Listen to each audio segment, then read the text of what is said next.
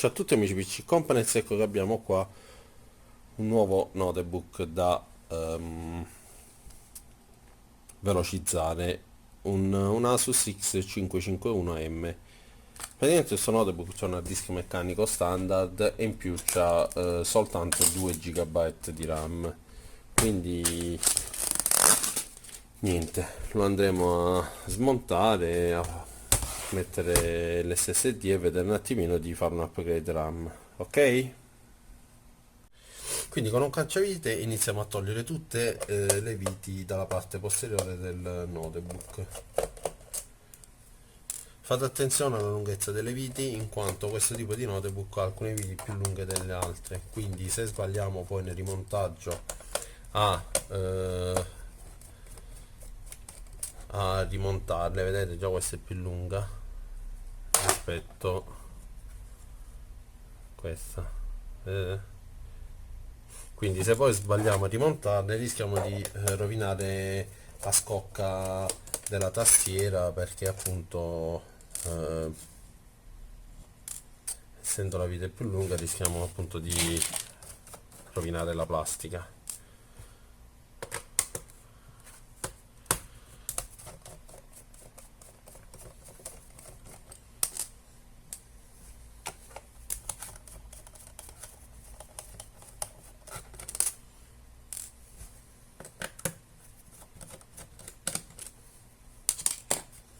Ok, quindi giriamo il notebook e adesso col nostro tool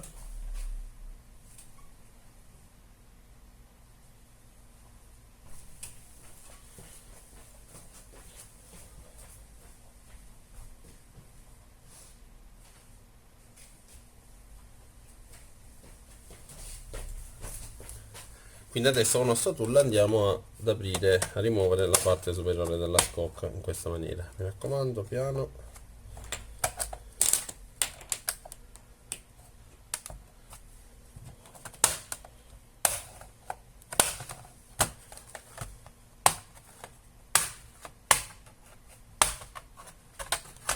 Mi raccomando, aprite prima tutti i lati e alzate in maniera delicata la tastiera in modo tale da poter accedere alla parte della scheda madre e staccare il touchpad, il flat del touchpad e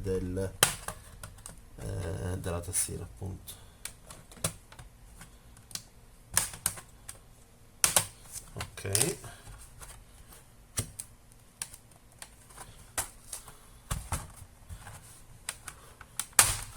ok.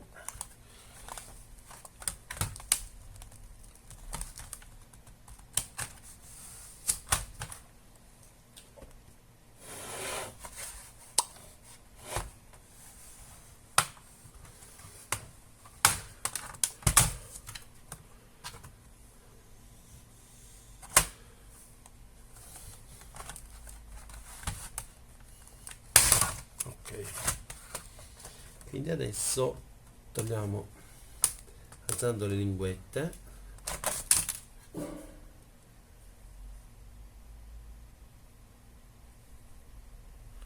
Vedete il flat del pulsante di accensione, che è questo, il flat del touchpad e il flat della tastiera, alzando le linguette in questa maniera, ok?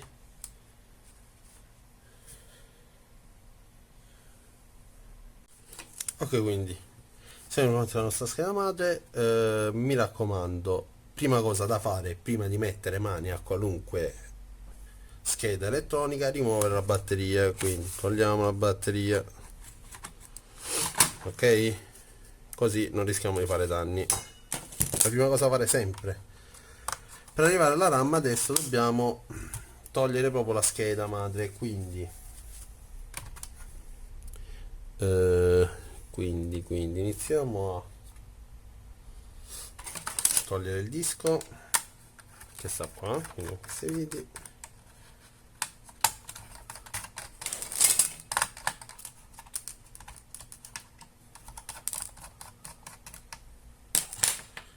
Ok, Ok, poi togliamo il lettore pure perché c'è il connettore infilato, quindi non possiamo rimuovere la scheda. Ok, adesso togliamo questa linea,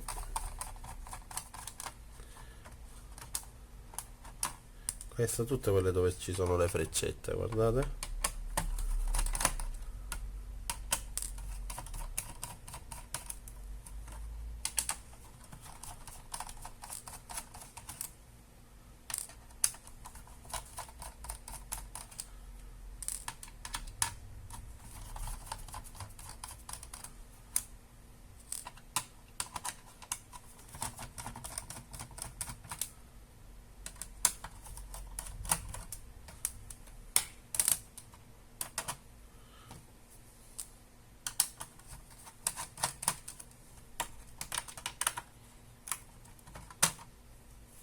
E quindi stacchiamo questo, stacchiamo il monitor, mi raccomando il cavo del monitor è molto delicato. Ok, speaker, ok, quindi. Ecco qui, la scheda è fatta. Quindi noi adesso per ampliare la RAM dobbiamo rimuovere questa RAM e metterne una da 4 giga. Ok, quindi si toglie questa e si mettono 4. Vediamo di procurarla, ci vediamo tra un po'.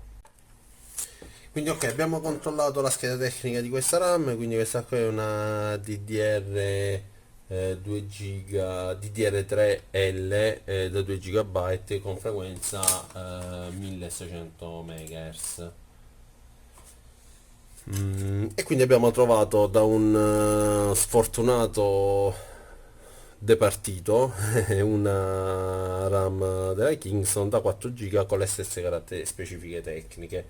Quindi vi spiego un attimo il DDR3L cosa significa. Praticamente il DDR3L stanno ad indicare delle RAM che lavorano a una frequenza più bassa rispetto al solito, quindi a 1,35 volt rispetto a 1,5, 1,6 delle RAM classiche. Cosa succede? Su questa scheda madre, probabilmente mettendo una RAM normale, quindi una DDR3 sempre SODIMM, comunque la RAM non può darsi che non verrebbe letta, in quanto questa scheda madre di solito quando nascono con queste schede madre, che di solito nascono con questi tipi di RAM, riescono a leggere soltanto queste RAM.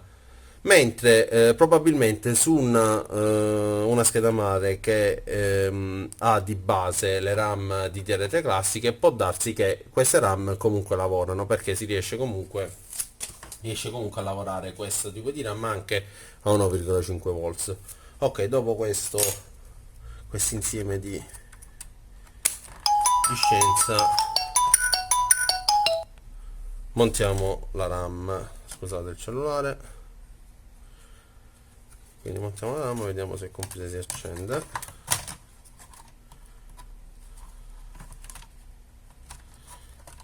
Quindi attenzione ai cavi.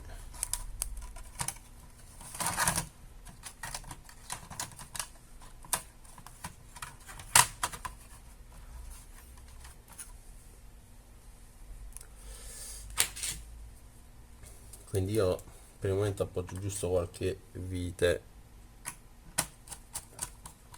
giusto per mantenere la scheda ferma.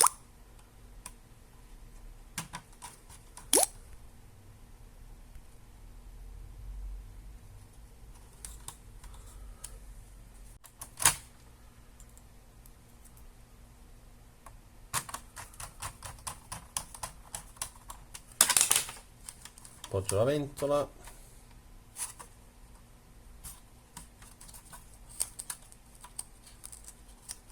Display. E basta. Tocchiamo le casse, tanto un secondo. Quindi devo appoggiare pure il pannello, perché qua c'è il pulsante di accensione, non mi va di smontarlo, e quindi appoggiamo. Quindi abbiamo provato le RAM, la RAM che abbiamo montato.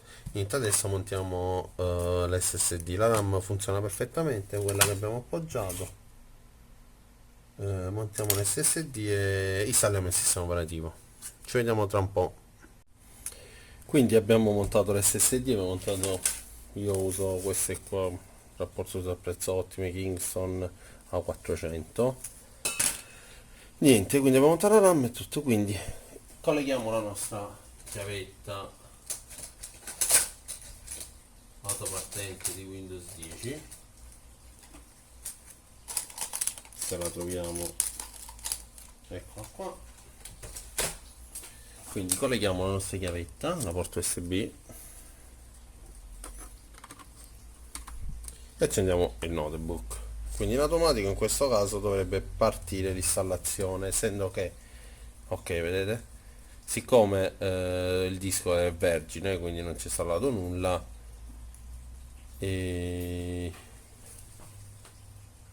c'è il parte in automatico la chiavetta autopartente.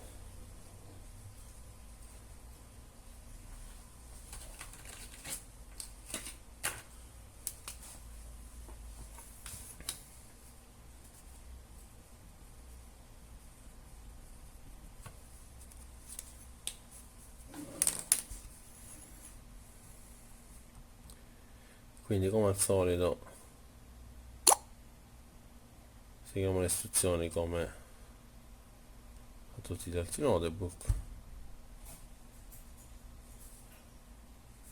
Quindi inutile anche ve lo faccio vedere. Niente, dai, ci vediamo al termine, installo tutti i driver e vi faccio vedere la velocità che ha assunto questo notebook, che è con il disco classico meccanico e solamente 2 GB di RAM si piantava, non si riusciva a fare nulla. Ok? Ok amici, quindi abbiamo installato il sistema operativo, abbiamo installato i driver, che sinceramente si è preso tutto da Windows Update, non ho dovuto installare niente, e accendiamolo. Non devo ancora finire di montare, però avete visto, è abbastanza semplice. Velocità di accensione nettamente migliorata.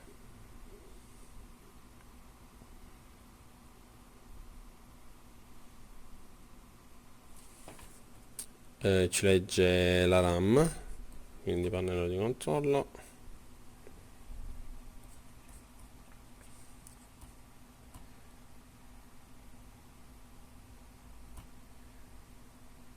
Ci legge 4 GB di RAM tranquillamente. E niente, quindi se avete domande fatele pure. Mettete mi piace al video, condividete, iscrivetevi al canale, consigliate il mio canale ai vostri amici e cerchiamo un attimino di far crescere il canale così da riuscire a mettere più video e più informazioni utili a tutti per eseguire questi tipi di operazioni su notebook e PC fissi. Grazie, a presto.